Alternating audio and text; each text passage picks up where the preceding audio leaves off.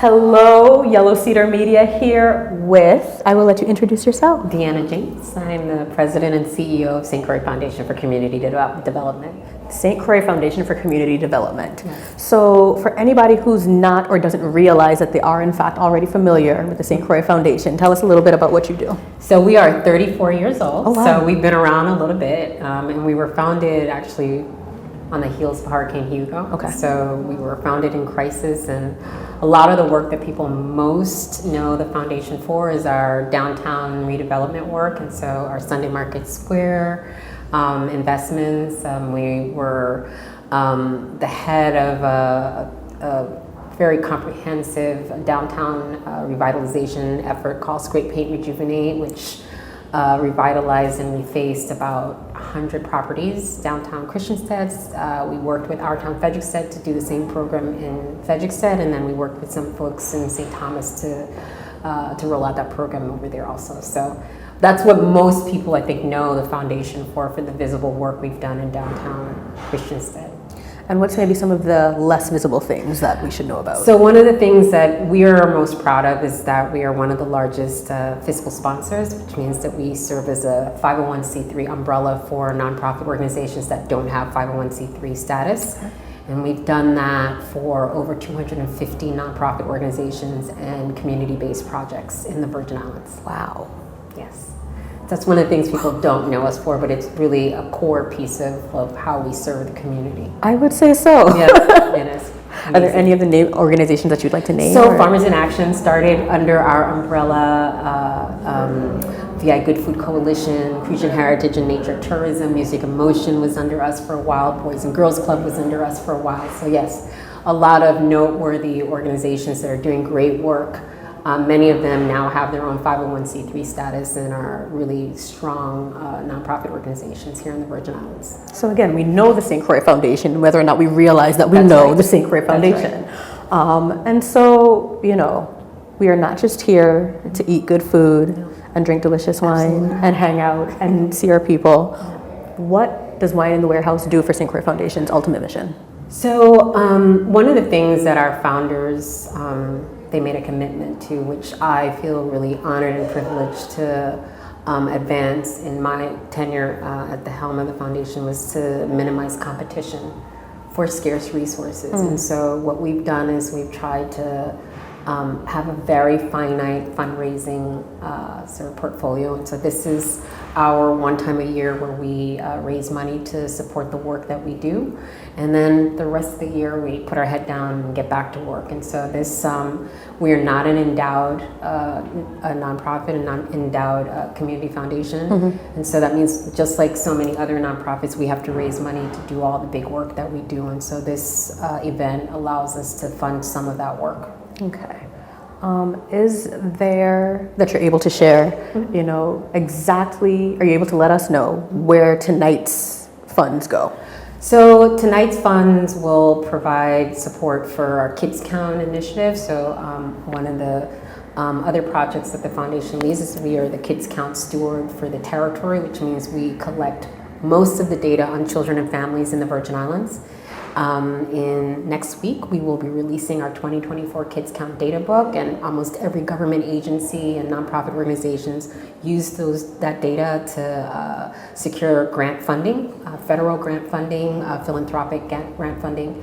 And so it's a really important resource that we offer to policymakers. They use that data to develop policy for children and families in the territory. So a good portion of the money will support our Kids Count work, and then a lot of it also supports just general operating costs. You know, it takes money to do all of this work, and so to fund the operating needs of the organization as well. I have never felt so good about having a glass of wine. I think I'll have another. It's a very, very worthwhile event. You know, everybody that I've spoken to, so tonight is my first time coming to Wine in the Warehouse. It's one of those things, like, I keep meaning to come because I keep hearing great things about it. And so I'm finally here. Yes. I'm glad to be here. Yes. It's a well done event. Yes. Everybody is here. Yes. Everybody's enjoying themselves. Yes. Everybody has great things to say. Everybody's stomachs are full and they're happy. What would you like to see come next for Wine in the Warehouse, specifically as a fundraiser? More sponsors. Okay. Tourism used to sponsor us. They don't sponsor us anymore. I don't know if you're going to put, you might have to We'll cut figure it out. But we don't, yeah, so we take great pride in putting on a really great event for people. All the details that go into like the wine glasses, our volunteers that help us set up and break down, and Bulky that offers this beautiful space. Like, we work really hard to make sure that people feel they had a classy night. And so for us, our hope is that we can build sponsorship for this event. That's really how we make money, and so that's our hope for the future, is that there are more sponsors that come on board. And then, one of the things that we want to be really honest about is that we are a philanthropic organization, and lifting the banner of philanthropy in the Virgin Islands is like really important to us. And one of the, I won't say frustrations, but one of the opportunities that I think we have to build consciousness, awareness, and capacity around is that it's not a transactional relationship when sponsors actually contribute to this. They're like, oh, how many tickets do we get for this? And we're like, it's not that. Like, you're giving for a cause, you're not giving to getting, and so to get. And so that's part of the work that I think we still need to do for our community, is to really understand that when corporate partners contribute to these events, it really is to support like really important social impact work that's happening in the community. And what's unique about the Virgin Islands is that we do not have municipal government. So a lot of other communities that have a localized government don't have the kind of nonprofits don't need the kind of nonprofits that we have here. So can you imagine the Virgin Islands without a women's coalition or without an animal shelter? In other places, government provides those services. And so when we think about the work that we do to advance our community's commitment to our civic sector, we want to see corporate partners really digging deeper.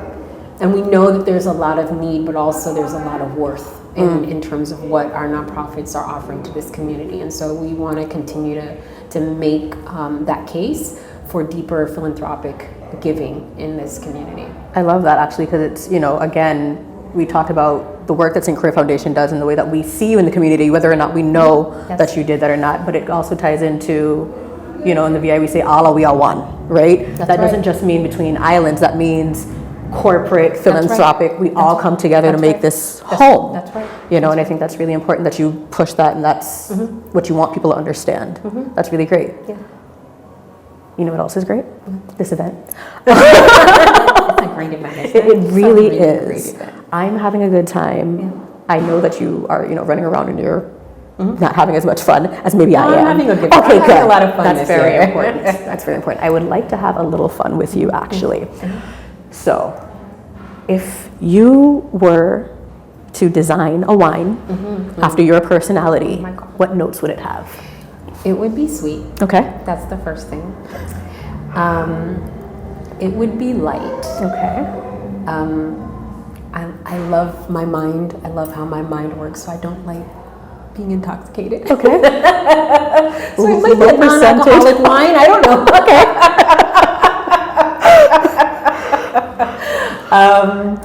Yeah, it would be, and it would have something cultural, something like indigenous to, like, like the flavors of our local fruits. Maybe like a Yellow Cedar. Yeah. I had some baobab juice recently, and I was like, oh my God, that's like amazing, and it's supposed to be a superfood. So, so it would taste like, this place that we call home. I love that. Yeah. Oh, what would it be called?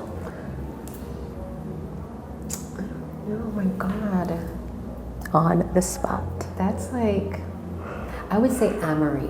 Okay. Amori. So that's my grandmother's name, and so it means love, and that's what it means. And that's what philanthropy, the definition of philanthropy is the love of humankind. So it would have to have the word love connected to it. That is beautiful. Oh, wow. I love that. There's nothing else I can ask you. There's nothing else I can say. So I will ask you, is there anything that you would like for us to know? What would you like for our takeaway to be tonight? So I think the one thing that I didn't say is that every year we come up with a theme.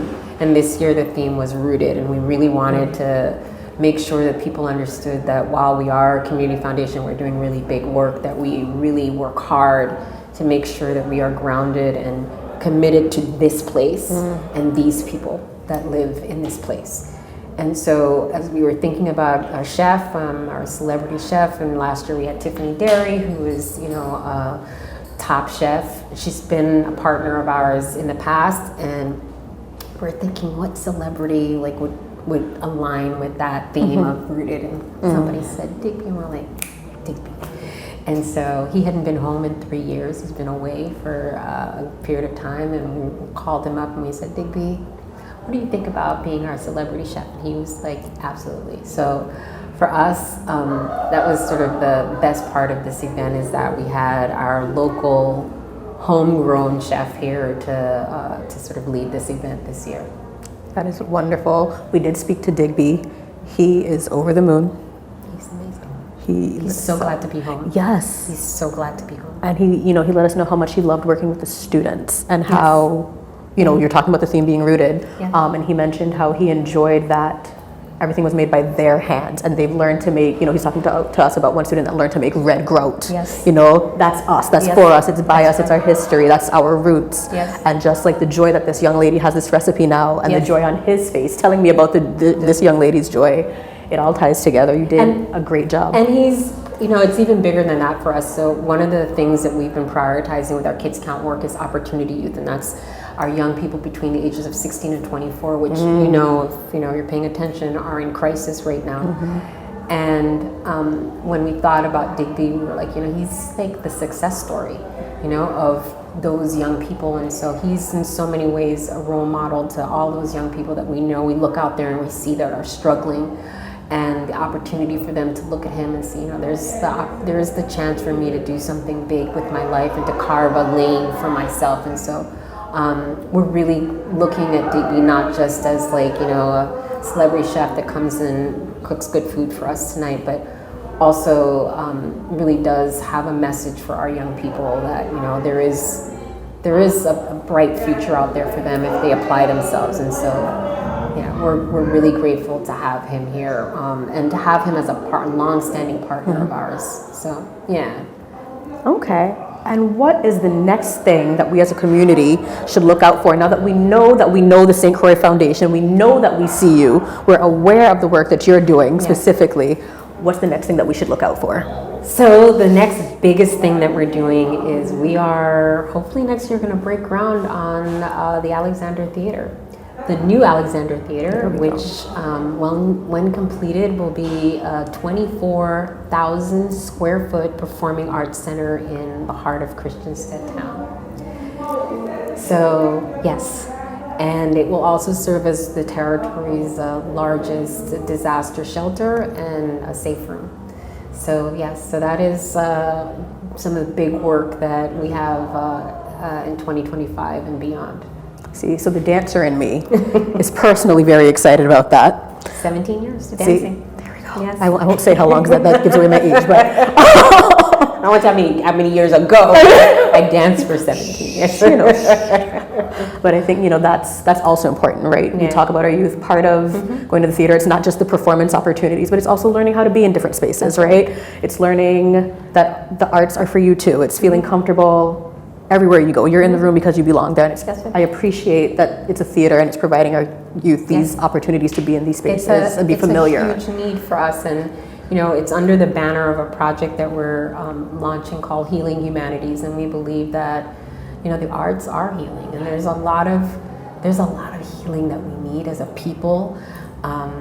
As we've been through a lot, and I think we haven't done the level of excavation that we need, and the arts is such an incredible space for people. And our young people, I think we're still trying to reach them in ways that are no longer effective, and the arts present an opportunity for us to really do something I think transformational in terms of how we reach them and how they express themselves and how they contribute back to us.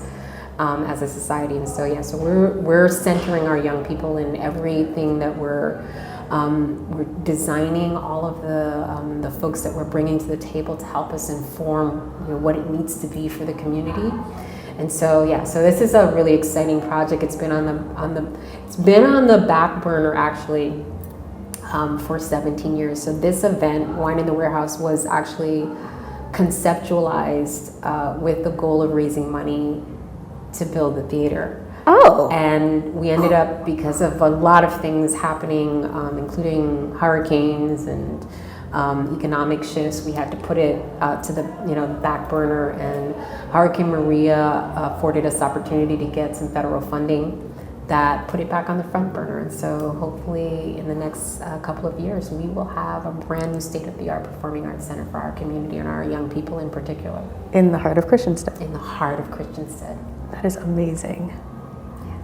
Thank you. Thank you so much for your time. Thank you for speaking with Yellow Cedar Media. Thank you so much. Thank you for hosting this wonderful event. Thank you. I'm glad that you enjoyed. I keep saying that I was standing out, watching everybody, and just feeling humbled that people, number one, paid $150 to come here. We know that that's not a little bit of money.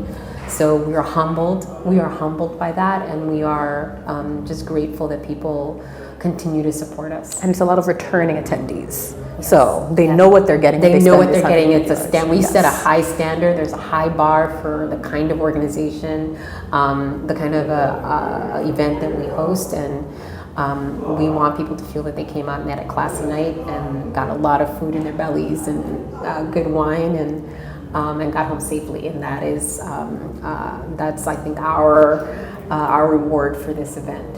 Thank you so much. Thank you. This was wonderful. I'm going to go keep enjoying the night. Yes, please, please eat, drink. I'm going to my car to change my shoes. I know that's right. I heard that. Keep partying.